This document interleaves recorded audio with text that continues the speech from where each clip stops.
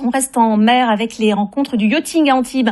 Elles réunissent les autorités maritimes, des représentants politiques, également des patrons d'entreprises du secteur, des acteurs qui se penchent sur des thèmes comme la préservation de la posidonie ou encore la décarbonation du yachting que l'on sait très gourmand en carburant, c'est 500 litres par heure minimum.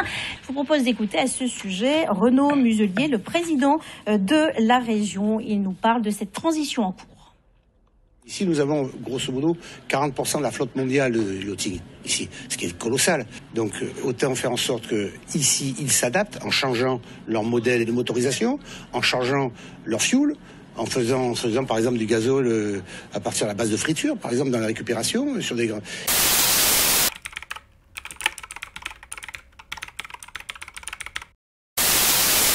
Il faut savoir qu'on est des marins, on est deux cofondateurs qui sommes des sportifs de niveau, on est sur la mer depuis 40 ans, on est des amoureux de la mer et on serait les derniers, j'ai envie de dire, à la polluer.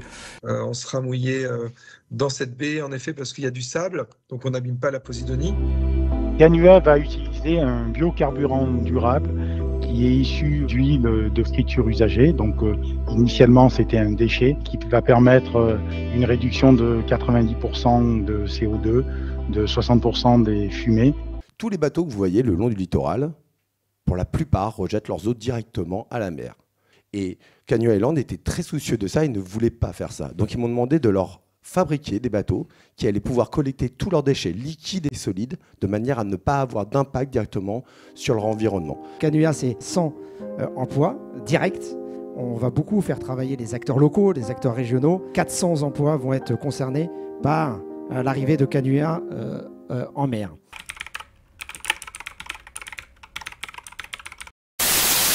J'ai saisi le gouvernement, j'ai saisi le préfet maritime. Je suis prêt, si jamais les autorisations arrivent, à faire des recours systématiques pour bloquer cette installation. C'est le type de projet qui est pour moi ni fait, ni à refaire. Elle n'a aucun sens, donc j'espère, je souhaite que ça n'ait pas lieu, je ferai tout pour qu'elle n'ait pas lieu.